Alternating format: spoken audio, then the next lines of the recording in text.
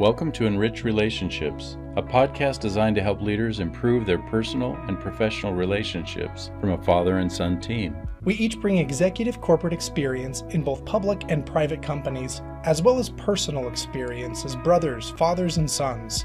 I'm Dax Rich. And I'm Larry Rich, and together we discuss different leadership skills and concepts that will help you at work and at home.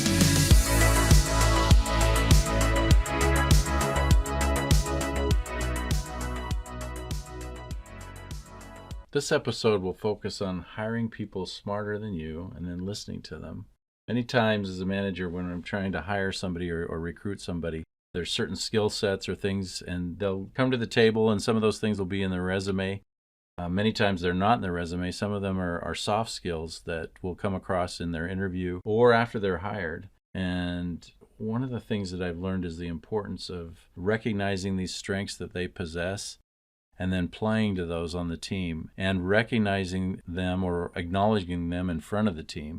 That if somebody's very good at organization or if somebody's really good at technology, if they're very good at it, let the team know they're very good at it and continue to reinforce them in the strengths that they have and trust them. When they come back with something and they use what it is they're good at, or if it's an area that they're really strong at, I've found it's very important to listen carefully, even though it may be going a different direction than what I had intended for the project to go, that it's really important to listen to them.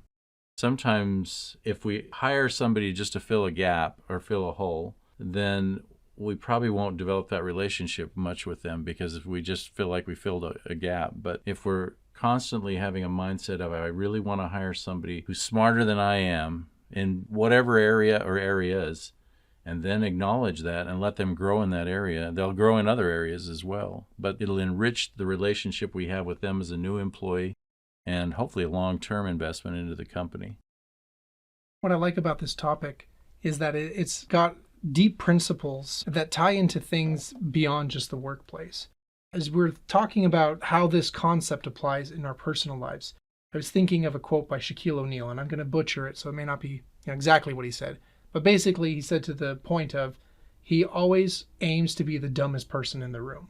And I love that quote because it means that he's constantly surrounding himself with smarter people. And then he just sits and he listens. And that's why he's successful. Granted, he's a great basketball player, but he's still successful. And he has schools and charities and millions of dollars, quite frankly, because he adheres to this principle. He shuts up. He gets a bunch of people in the room who are very smart, and he listens. And that's a great way to improve our own lives and to enrich our own relationships, is to surround ourselves with people who are smarter than us. And that's true too, even with our really deep relationships. My father shared with me a great concept of marry smarter than you. And that's absolutely true. True for my wife, at least. She's definitely a lot smarter than me. And what that's been in my life has just been an absolute blessing in helping me to grow and to challenge me. And then when we come to obstacles and I find, hey, neither of us may know what to do, I don't need to assume that I'm somehow smarter than my wife. I trust my wife because I know that she's a very smart woman and I listen to what she has to say. And I find that that makes a lot of those big obstacles that we face in marriage a lot easier to overcome together, because I trust her voice, and I know she feels the same about me.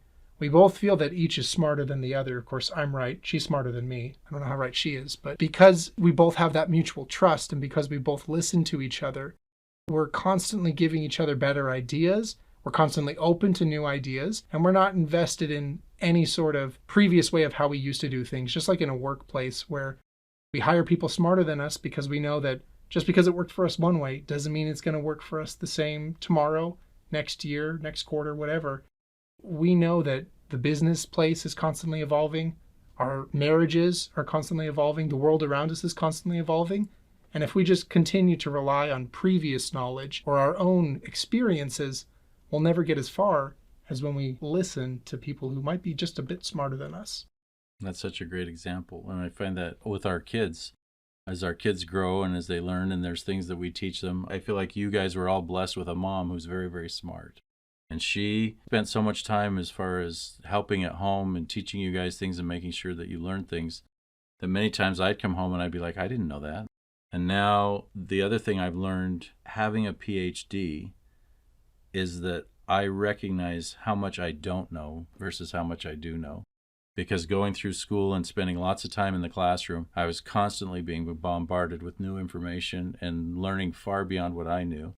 And most of the learning that I had was down a certain path, and I tried to learn as much as I could down that one path, but it showed me there was an entire field far beyond that one little sliver of a path of knowledge and information. And it's helped me really appreciate people around me. Your example of Shaquille O'Neal is perfect, because so many of the people that I've been blessed to work with in my life, and especially my family, are far brighter than I am.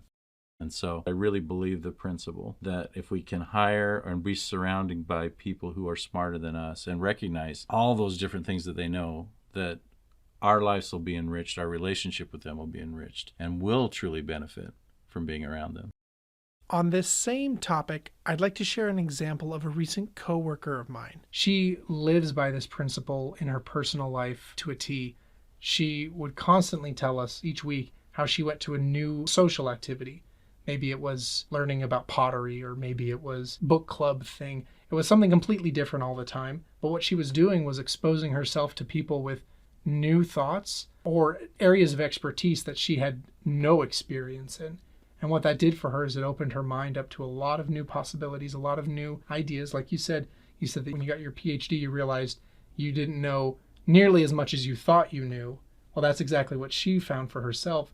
And a great lesson I'd share with our listeners is challenge ourselves to be put in social situations where we're with people who are different from us, people who think differently from us. And if we put ourselves in those environments, we'll find that our mind is open to new learning. We're humbled, and we listen a lot more. And listening is another key element that we keep coming back to in this podcast of how you enrich a relationship. When we listen, we open our hearts and our minds to new information, and we seek to connect more with the people around us. And I think an environment where that can happen maybe even more is when we have our one-on-ones with people. As we talk with them, and especially as maybe we do get into the weeds a little bit, beyond just the objectives of the work, but as we get to know them and let them talk and share a little bit about them, we may start down a path of things that are totally new to us. And maybe it's knowledge that we were seeking but didn't know where to find it. And all of a sudden we realize, here's the content expert sitting right here working with me. And again, that can also be in our own family and with our children, because there's things that they're experiencing. I know one thing that I struggle with is anything involved with spatial relations. I just don't get it. And yet I was a math teacher, but it just doesn't work for me.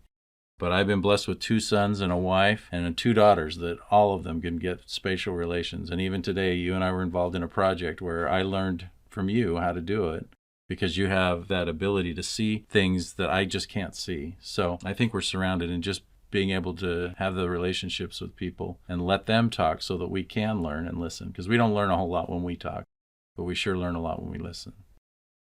Thank you for tuning into today's episode, and be sure to check out our other episodes where we explore additional ways to enrich your relationships at work and with your family.